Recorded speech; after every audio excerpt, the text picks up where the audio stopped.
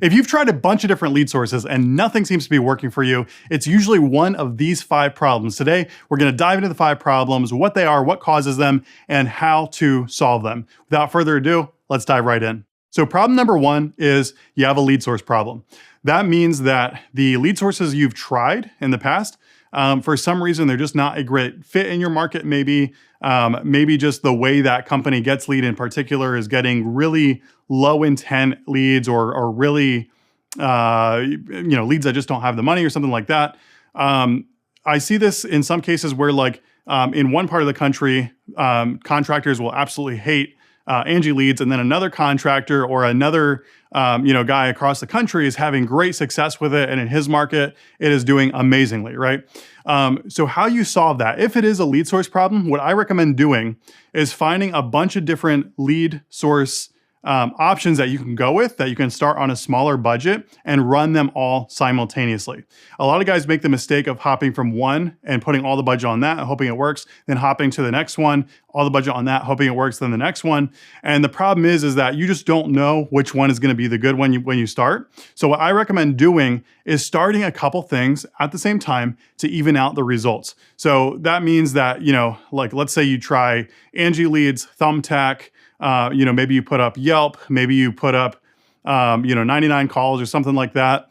And by doing that, in your market, in your area, some of the lead sources probably are gonna suck, but then there's probably also gonna be some good ones. So if you're running 5 different options at the same time, the results should even out to where you should be able to get some leads that are good and get some sales. So that's how to solve that problem if it is that you have a lead source problem. Now, if you've already kind of done that and you've already tried out like 5 to 10 different lead sources, it's probably not a lead source problem, right? In that case, it might be the next thing, which is a scheduling problem. A scheduling problem means that you're getting all these leads, they're coming in, but you're just not able to get them on the schedule. You're not able to book a sales appointment with them. There's a variety of reasons that this happens. One could just be the amount of competition, everybody else calling them and getting to them first, and maybe they've already booked appointments with 3 to 5 contractors. It could be that maybe they just did a little research on your company and didn't trust you or something like that. Whatever the problem is with scheduling, usually it's a process problem, meaning it's something that you need to do on your end to improve your speed to lead, to improve the amount of follow-ups you're doing with the lead. A lot of people don't realize this, but sometimes you can book up to half of the leads just by texting. So if you're not texting, that's definitely something you're gonna wanna utilize and try to get those leads booked. Now, if you are, so a couple ways to solve this, right? If you are not able to do this yourself, there are lots of great outbound options that you can plug into your CRM, plug into your leads that can actually do the calling for you.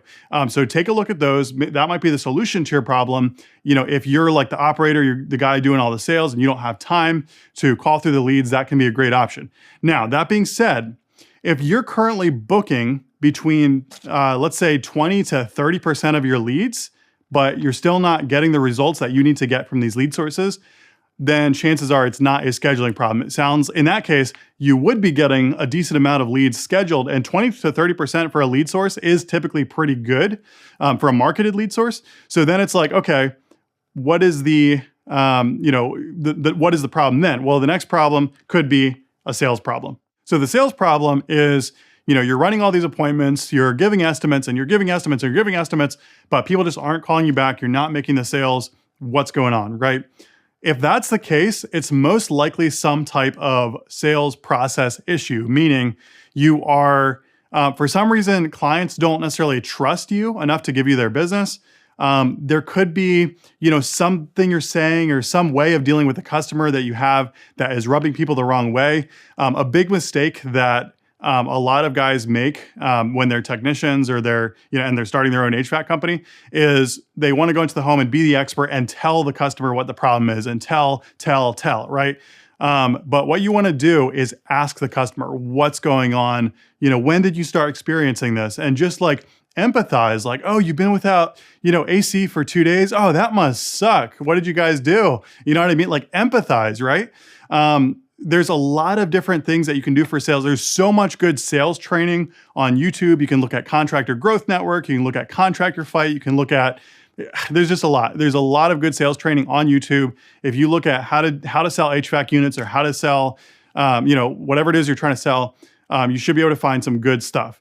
Now, if you are currently closing the leads, but your lead sources still aren't working, meaning you're not making enough money from them, so in other words, if you're running these calls and you're selling 20 to 30%, then the next problem that you might have is a gross profit problem. So you're getting the leads, you're booking the leads, you're closing the leads, but you're still not making enough money to justify your marketing sources.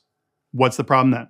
If that's the issue, then likely you need to increase your prices to account for marketing in your prices. If you don't have marketing built into the price, marketing is a real expense, right? So you do want to have some room in the gross profit that enables you to pay for the marketing to get the customer in the first place, right? So if you know that let's say you spend $1,000 for 15 leads, and out of those 15, you'll book 5, and out of those 5, you'll sell 1, right? So one, $10,000 unit or something like that. So you paid $1,000 to get 1 sale. So you want to have that $1,000 in your gross profit on average, and then enough gross profit on top of that to pay for your other expenses. So you have your so you have your marketing expense, your gross profit for your operational expense, all your labor expenses and stuff like that, because that's the only way then that you can actually afford to get that customer in the first place. So if you're doing all that stuff, you're still not making money, probably a gross profit problem. You probably have to increase your prices. So number 5, you've got all this stuff, you've gotten the leads, you're booking them, you're closing them, you got the gross profit, but you are constantly still looking for new lead sources because something just isn't working, right?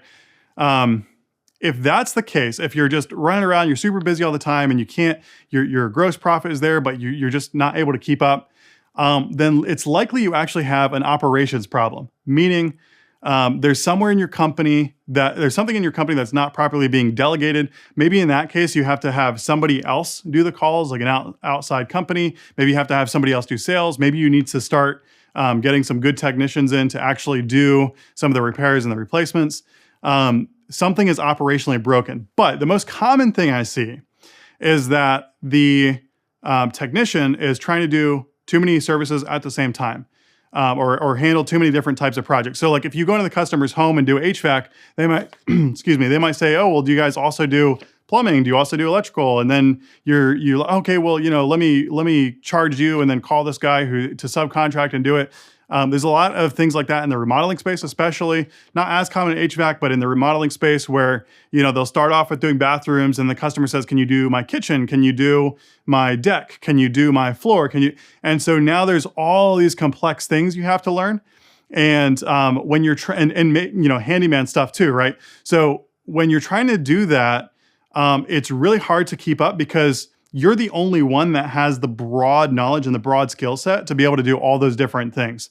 And so if you're not properly delegated, then you're kind of stuck in this rat race and you can't keep up with everything that has to be done and you can't really streamline your business. So if you're doing all that stuff, you got the gross profit, you probably have an operations problem somewhere, you have to probably delegate a little bit better, streamline a little bit better. And the easiest way to do that is to look for the activities that are the most repeatable in your business, but also the least complex, and then make a checklist, make an SOP, and hire someone and delegate that to them. All right, so we dove into what the 5 problems typically are when you can't make your marketing work. I hope you learned something. Now it's time to take action, right? So what do you see from this list that you're like, oh, that's probably me? And what can you take and go apply it? If that's you, comment below and tell me what you're gonna do to apply what we talked about. And if you got value from this video, please like, please subscribe, and we'll see you in the next one.